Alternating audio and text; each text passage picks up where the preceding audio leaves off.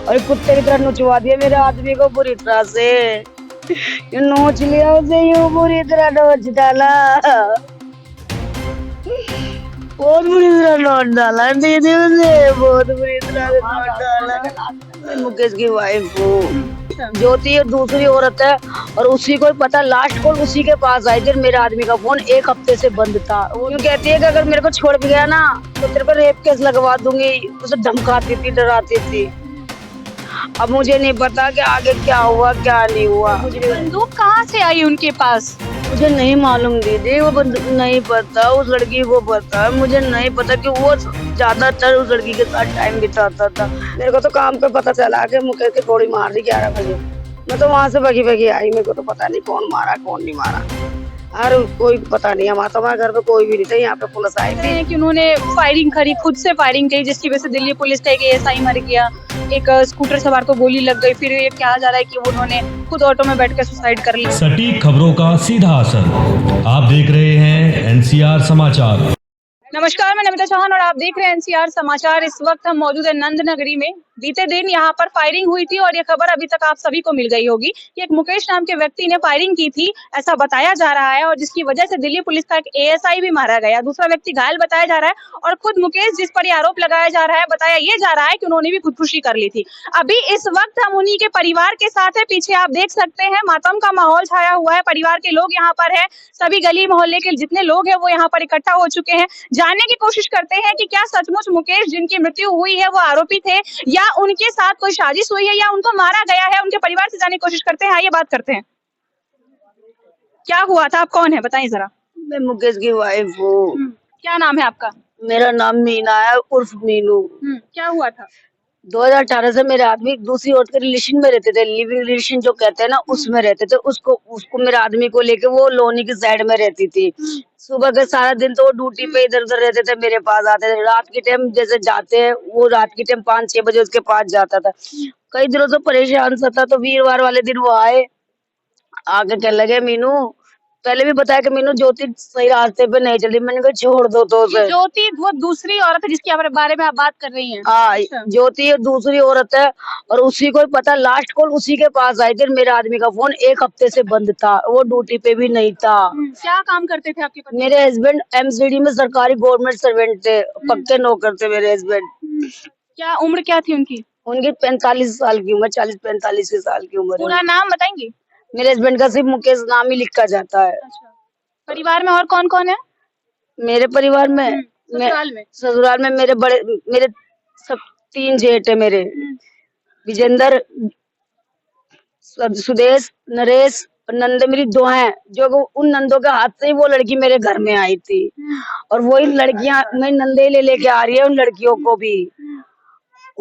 भी ले लेके, उस औरत को लेके भी मेरी नंदी आ रही है, लाली से ले लेके। अभी मेरे आदमी की मिट्टी को छिनर मिनर कर दिया, जबरदस्ती उसे नोच लिया बुरी तरह से। और उस लड़की को ही पता है, और वो लड़की ही जानती है उन आरोपियों को भी, क्या हुआ, क्यों ऐसा हुआ, क्या हादसा हुआ, किस लिए मेरे आदमी को मारा गया, उस लड़की को पता है जो भी कुछ। देखिए, कल जो घटना हुई है, कल जो फायरिंग हुई है, उसमें ये बताया जा रहा है कि मुकेश ने खुद गोली चलाई थी, आपके पति ने खुद गोली चलाई थी, जिसकी वजह से दिल्ली पुलिस का एक एएसआई मारा गया। स्कूटर पर सवार एक व्यक्ति को भी गोली लग गई। उसके बाद ऑटो में बैठ करके उन्होंने सुसाइड कर लिया। तो आपका क्या कहना है, क्या हुआ था असल में? क्या सच में ये बात है या कुछ और बात हुई थी? ये सही बात नहीं है, गलत है। क्योंकि ये और बात होती है कि वो ड्यूटी पे आया था, उसकी जेब में पैसे भी थे, और मेरे आदमी का फोन करीबन 1 हफ्ते से बंद था।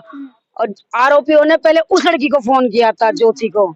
ज्योति ने बताया कि वो ड्यूटी पे है, तब वो लोग वहाँ आए थे। अच्छा, कि आपका कहना है कि किसी और ने आपके पति पर गोली चलाई है? हाँ, क्योंकि मेरे आदमी के पास बंदूक कहाँ से आई, गोली कहाँ से? क्योंकि उसके पास तो कोई चीज थी ही नहीं।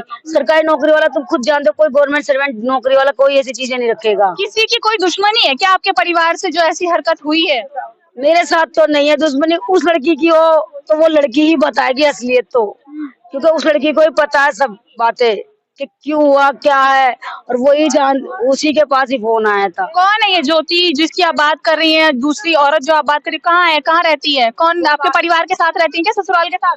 नहीं, ससुराल के काचीपुरे में। अभी तो अपने परिवार के अंदर आई हुई है। वैसे वो लोनी में रहती थी पहले, और अब मेरे आदमी के रिलेशन में वो लोनी में थी, अब वो काचीपुरे में आई हुई है। कब से है आपके पति के साथ रिलेशन में वो? 2018 से। और आपकी शादी कब हुई थी? मेरी 1998 में हुई है। अच्छा, बच्चे भी हैं आपके? मेरी बेटी है, कितने साल की है? मेरी 14-15 साल की बेटी है मेरे। और कोई बच्चा? नहीं, तो आपके पति ने कभी बताया नहीं कि वो उनके साथ में रहते हैं रिलेशन में, या फिर वो घर छोड़ के जाने की उन्होंने कोई कोशिश की हो, या कुछ बताया हो कि वो उनको परेशान करी, कुछ ऐसी बात हुई थी क्या? बस मेरे आदमी ने 1-2 बार बोला कि ज्योति सही राह से नहीं चल रही है। मैंने कहा नहीं चल रही तो वापस आ जाओ, छोड़ दो। कह रहे वो मेरे को यूँ कहती है कि अगर मेरे को छोड़ के गया ना तो तेरे को रेप केस लगवा दूंगी। उसे धमकाती थी, डराती थी।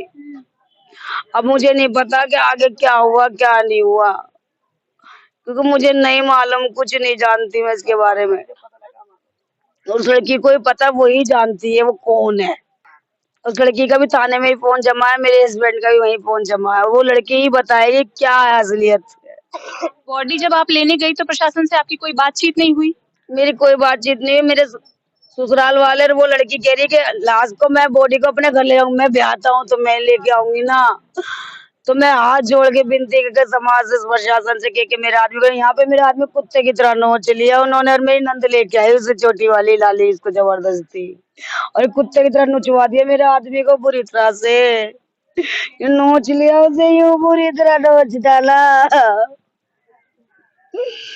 बहुत बुरी तरह नोट डाला दीदी उसे, बहुत बुरी तरह से नोट डाला। मेरे आदमी को नोच लिया, बहुत कुत्ते की तरह नोचा उसे। हाँ। क्यों किया उन्होंने ऐसा? वो गवर्नमेंट सर्वेंट है, सरकारी नौकरी है उसके, इसलिए कुत्ते की तरह नोच लिया। और मुझे नहीं पता उन्होंने ऐसा क्यों करा, क्या दुश्मनाई निकाली मेरे आदमी से, क्योंकि उसकी तो किसी से लड़ता भी नहीं था, किसी को पलट के जवाब भी नहीं दिया उन्होंने आज तक। गली मोहल्ले में अगर कोई बता दे कि किसी से लड़ाई हुई है, किसी को उल्टा बोला, कोई नहीं बता सकता, क्योंकि वो तो खुद को खुद कहता था मैं गवर्नमेंट सर्वेंट हूँ, मैं किसी से कुछ नहीं कह सकता, मेरी नौकरी में बात आ जाएगी।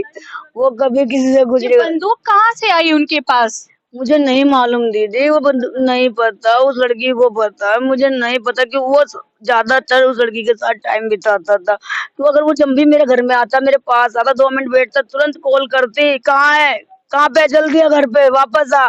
मेरे आदमी से झूठ बोलता कि बाहर खड़ा हूँ, यहाँ पे खड़ा हूँ, यूं खड़ा हूँ, और चुपचाप, मतलब उसकी एक आवाज में भग जाता था, इतना डर लगता था मेरे आदमी को उससे। परेशान कर रही थी क्या वो? परेशान ही कर रही थी मेरे आदमी को, और उसी को पता है कि वो जानती, उसे भी यही पता क्यों मारा गया है और कौन है, उसे सारी बात उसको पता है। आप कौन है? मैं तो मम्मी हूँ उसकी, मेरी बेटी की। आपकी बेटी है? हाँ, मेरी बेटी है। क्या हुआ था बताइए। जी हमारे को पता नहीं, हम तो काम पे थे सारे के सारे। मेरी बेटी भी काम पे थी, मेरी मीनू काम पे थी। क्या काम करती है ये प्राइवेट काम कर, झाड़ू पोछा करती है, और हम भी झाड़ू पोछे काम करते हैं, मोहल्ला बस्ती करते हैं। मेरे को तो काम पे पता चला कि मुकेश की गोली मार दी 11 बजे।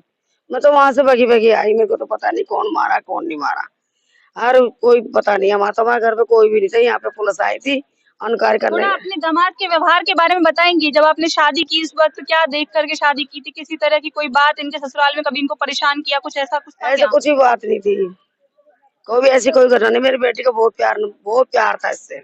अभी ससुराल का कोई यहाँ पर है क्या? अभी नहीं कोई है। नहीं। क्यों नहीं आया कोई ससुराल नहीं से? आए, देवर जेठ के दाग में गए, बता रहे 3 मैं नाम तो जानते नहीं उनको। मुकेश का नाम आता है मेरे दामाद का, नरेश, सुरेश, एक बुढ़ा सा और मैं जानती हूँ। आप लोगों को कुछ पता है कैसा व्यवहार था, क्या था, नहीं था, क्यों ऐसी ऐसी चीजें हुई है? कुछ मुके जो इनके पति हैं उनके व्यवहार के बारे में कुछ बताएंगी? बहुत अच्छे व्यवहार के थे वो, बहुत अच्छे व्यवहार के थे, बहुत बढ़िया इंसान थे। अभी कह रही है कि थोड़ी मारपीट हुई है यहाँ पर जब बॉडी आई तो? हुई थी, मारपीट हुई थी, हाथ पैर चलाए थे उन्होंने कि हम इनको देखने दो, देखने भी दिया, उन पे बॉडी के ऊपर ही गिर गए थे वो लोग। कौन? वही जो उनकी वो थी, लिविंग में थी उनके साथ में जो, वही थी। आए थे, मारपीट करके गए थे वो भी, जो उनकी भाभी वगैरह थी उनको, वो यहाँ पे आके हंगामा करके गई है। आप लोगों को कुछ पता है कल की घटना के बारे में? आप लोगों को कुछ? जहाँ पे वो रहता था ना, बताइए। रात में उसका कमरा खाली हुआ। क्या? जहाँ मेरे हस्बैंड उस लड़की को लेकर रहते थे लोनी में, सुना था मैंने जब मेरे के रातों रात ही वहां से कमरा खाली हुआ, सारा सामान बेचा उन्होंने। बाइक थी, पहले बाइक बिकवाई, और घर का सारा सामान जो मेरे हस्बैंड ने उसे दिलाया था ना, वो सारा सामान बेचा, रातों रात ही बेचा उसने।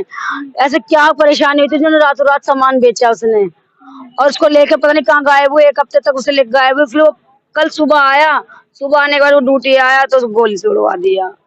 क्योंकि परसों तो मेरे जेठ से बात हुई कि भाई मैं कल सुबह आ रहा हूँ। परसों तो मेरे जेठ से बात हुई थी कि भाई मैं सुबह आ रहा हूँ। उसके बाद में नहीं पता कि उसका क्या, और वो फोन तो मेरे आदमी का बंद रखती थी, और मेरे घर से मेरे जेठ ससुराल वाले कोई फोन करते तो उठाती नहीं थी, उठाती हुई तो जल्दी से मेरे आदमी से बात नहीं करवाती थी। वो पहले खुद पूछती, हाँ बोलो क्या काम है, क्या बात करनी है, मुझसे बात करो, ऐसे बोलती थी। मेरे आदमी से बात नहीं करने देती थी किसी की भी वो। तो ये आपको पता था कि आपके पति किसी और के साथ रह रहे, तो आपने कभी आपत्ति नहीं जताई इस बात पर? बोला था मैंने, तो बस वही कहते कि ऐसे ही रिलेशन में, मैंने कोई शादी नहीं कर रखी इससे। अच्छा, तो आप चाहती क्या है ये जरा बताएं, प्रशासन से क्या चाहती मैं हैं? इंसाफ चाहती हूँ कि उस लड़की को पकड़ के इससे पूछा जाए, और वही लड़की बताएगी कि मेरे आदमी पे क्या परेशानी थी, क्यों मारा गया मेरे आदमी को। कल देखिए जब फायरिंग हुई ना, तो लगातार खबरों में यही चल रहा था कि उन्होंने सुसाइड कर लिया नहीं, है। मेरा आपने प्रशासन से बात करने की कोशिश नहीं की?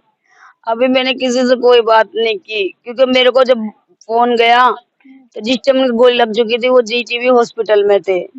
उसके बाद में मेरे को घर भेज दिया गया, फिर क्या कह दिया कल सुबह आना। जीटीबी ज्योति नगर थाने गए, उन्होंने कहा कल सुबह आना पोस्टमार्टम के लिए। बस इतना ही मेरे से बात हुई है, इससे ज्यादा कुछ बात नहीं हुई।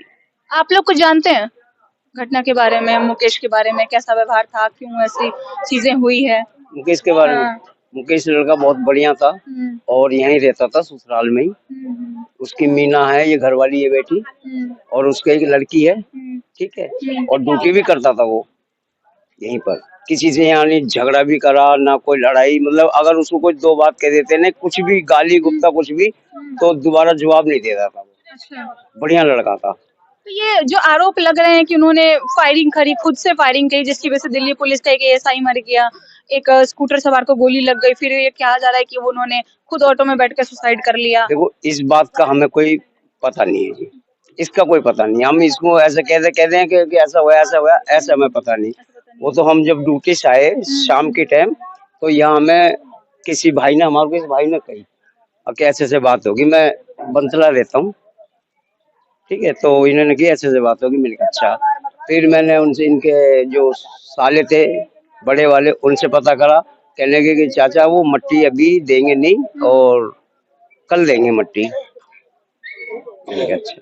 देखिए कि अभी हम मुकेश के परिवार के साथ हैं, अभी हमने उनकी पत्नी से बात की। उनका यही कहना है कि उनके पति को फंसाया गया है, मारा गया है, उनकी हत्या की गई है, जिसका आरोप एक ज्योति नाम की लड़की पर वो लगा रही हैं कि कहीं ना कहीं उनका ही हाथ है, क्योंकि वो उनसे काफी डर कर रहते थे। हकीकत क्या है, क्या सचमुच ऐसा हुआ है, या फिर जो खबरें लगातार चल रही है वो सच है, आपको लगातार अपडेट करते रहेंगे, क्योंकि पुलिस प्रशासन की तरफ से अभी तक इनको किसी भी बात की कोई सूचना नहीं दी गई है, इनको अभी तक कोई जानकारी नहीं मिली है। इनका पति चला गया है, और जो दूसरी महिला ये बार बार कह रही हैं वो लगातार इनको परेशान कर रही हैं। ऐसा बताया जा रहा है कि जब यहाँ पर उनकी बॉडी आई तो उस वक्त भी वो झगड़ा करने के लिए यहाँ पर पहुंच गई। खैर, हम भी यही चाहते हैं कि प्रशासन इस मामले की सुनवाई जल्द से जल्द करे, जांच पड़ताल करे, और जो भी सच है वो सबके सामने आ जाए। बने रहे हमारे चैनल एनसीआर समाचार पर। कैमरामैन जमील के साथ मैं नमिता चौहान, नंदनगरी, दिल्ली।